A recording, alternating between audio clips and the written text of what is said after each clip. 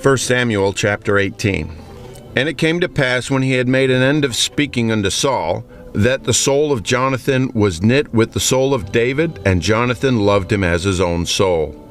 And Saul took him that day, and would not let him go no more home to his father's house. Then Jonathan and David made a covenant, because he loved him as his own soul.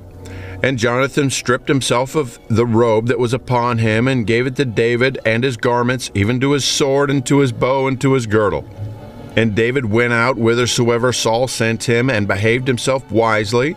And Saul set him over the men of war, and he was accepted in the sight of all the people, and also in the sight of Saul's servants. And it came to pass, as they came, when David was returned from the slaughter of the Philistines, that the women came out of all the cities, singing and dancing, to meet King Saul with tabrets, with joy, and with instruments of music. And the women answered one another as they played, and said, Saul hath slain his thousands, and David his 10,000s. And Saul was very wroth, and the saying displeased him. And he said, They have ascribed unto David 10,000s, and to me they have ascribed but thousands. And what can he have more but the kingdom? And Saul eyed David from that day forward. And it came to pass on the morrow that the evil spirit from God came upon Saul, and he prophesied in the midst of the house. And David played with his hand, as at other times, and there was a javelin in Saul's hand. And Saul cast the javelin, for he said, I will smite David even to the wall with it. And David avoided out of his presence. And Saul was afraid of David, because the Lord was with him, and was departed from Saul. Therefore Saul removed him from him, and made him his captain over 1,000, and he went out and came in before the people. And David behaved himself wisely in all his ways, and the Lord was with him. Wherefore, when Saul saw that he behaved himself very wisely, he was afraid of him.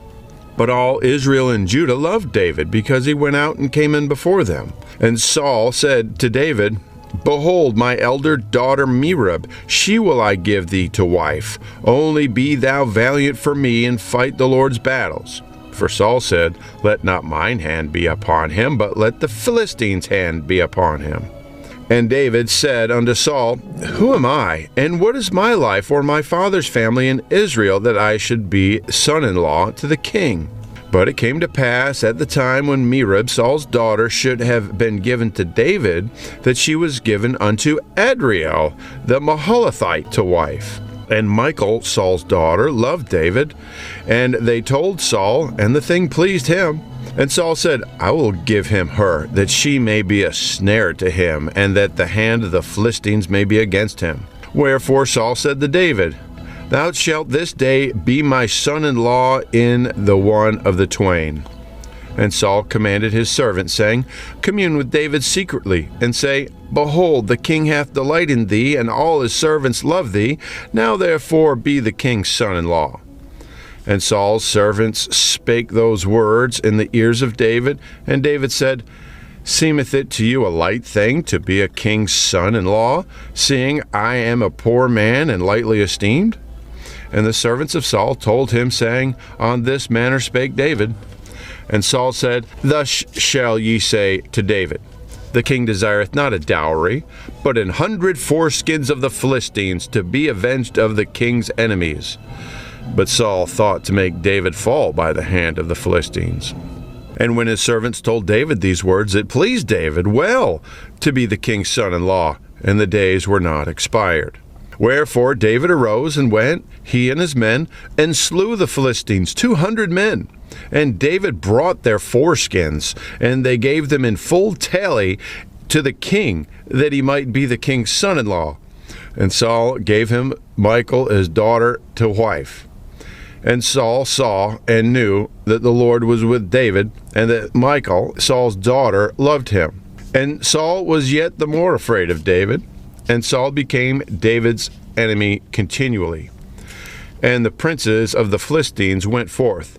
And it came to pass after they went forth, that David behaved himself more wisely than all the servants of Saul, so that his name was much set by. 1 Samuel chapter 19. And Saul spake to Jonathan his son, and to all his servants, that they should kill David. But Jonathan, Saul's son, delighted much in David. And Jonathan told David, saying, Saul my father seeketh to kill thee.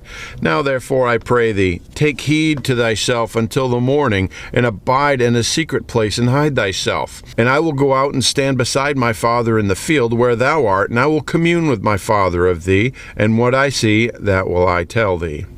And Jonathan spake good of David to Saul his father, and said unto him, Let not the king sin against his servant, against David, because he hath not sinned against thee, and because his works have been to thee ward very good.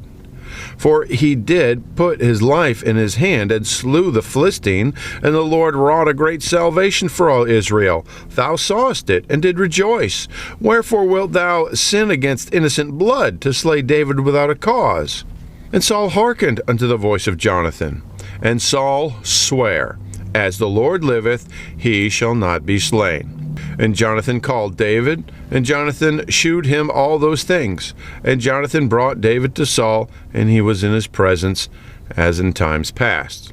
And there was war again, and David went out and fought with the Philistines, and slew them with a great slaughter, and they fled from him.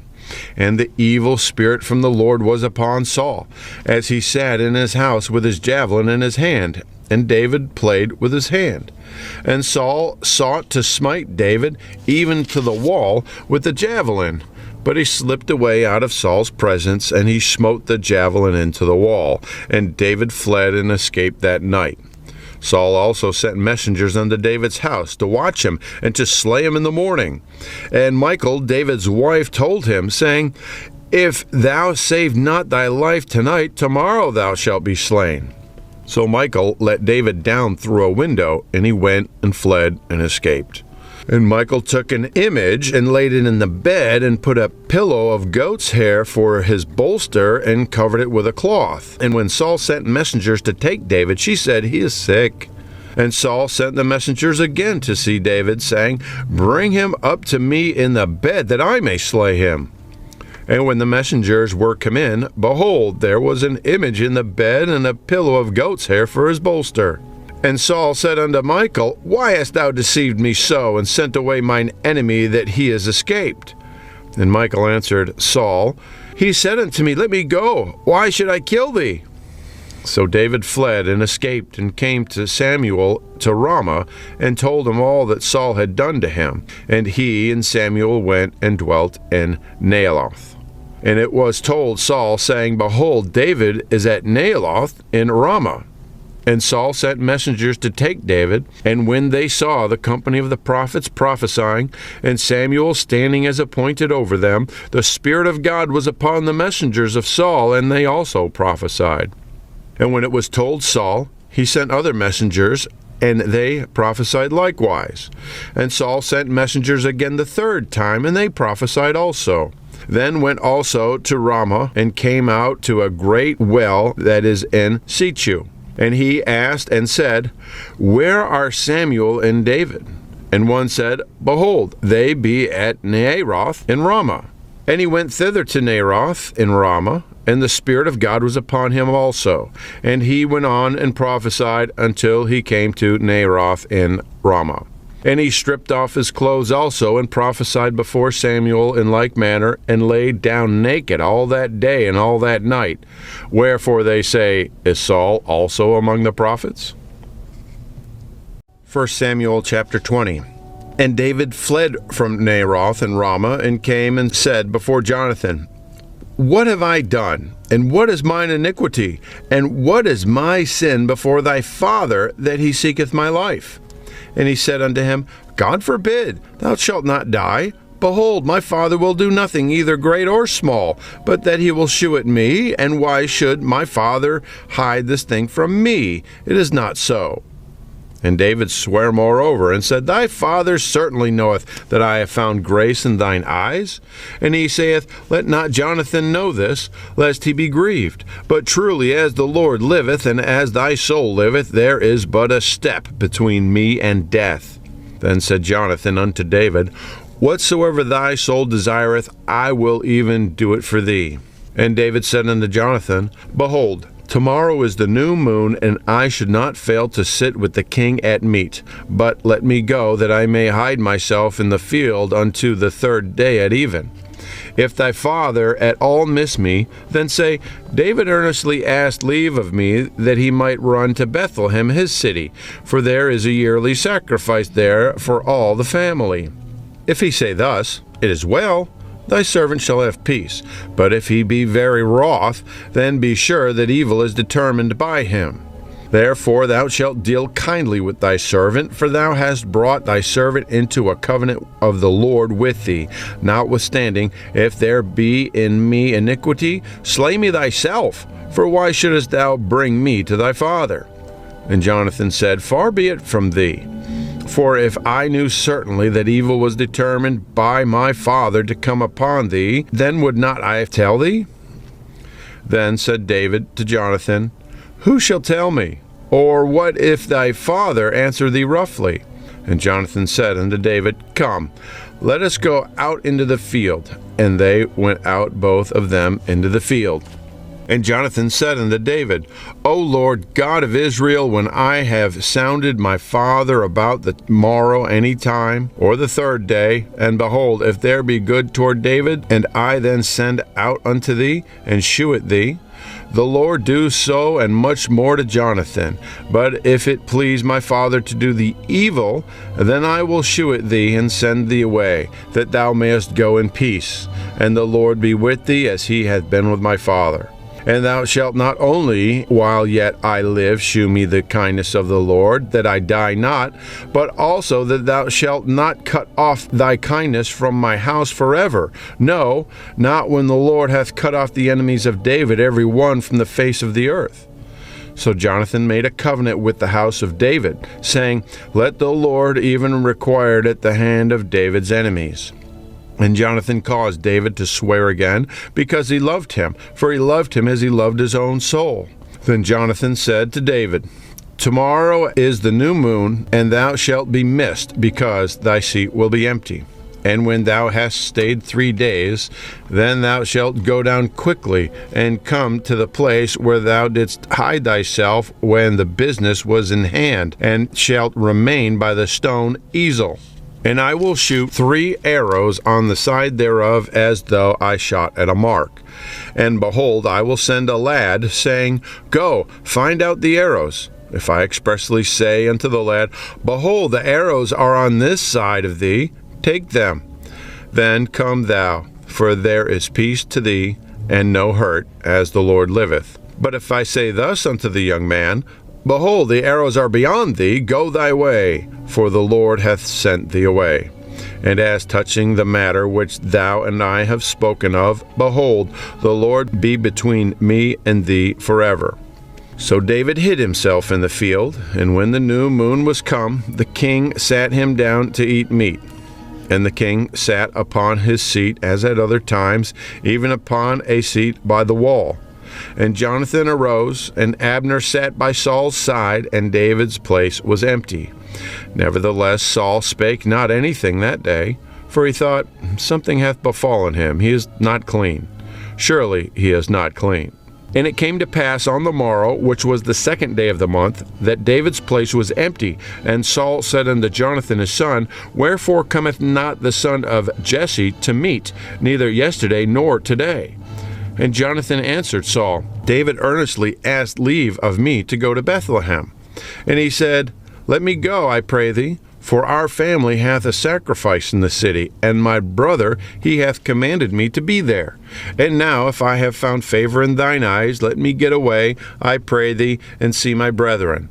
Therefore he cometh not unto the king's table. And Saul's anger was kindled against Jonathan. And he said unto thou son of a perverse, rebellious woman, do not I know that thou hast chosen the son of Jesse to thine own confusion, and unto the confusion of thy mother's nakedness? For as long as the son of Jesse liveth upon the ground, thou shalt not be established, nor thy kingdom. Wherefore now send and fetch him unto me, for he shall surely die. And Jonathan answered Saul his father, and said unto him, Wherefore shall he be slain? What hath he done? And Saul cast a javelin at him to smite him, whereby Jonathan knew that it was determined by his father to slay David. So Jonathan arose from the table in fierce anger, and did eat no meat the 2nd day of the month.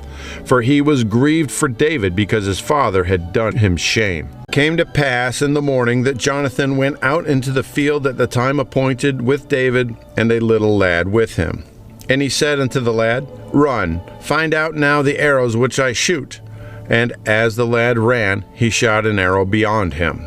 And when the lad was come to the place of the arrow which Jonathan had shot, Jonathan cried after the lad, and said, Is not the arrow beyond thee?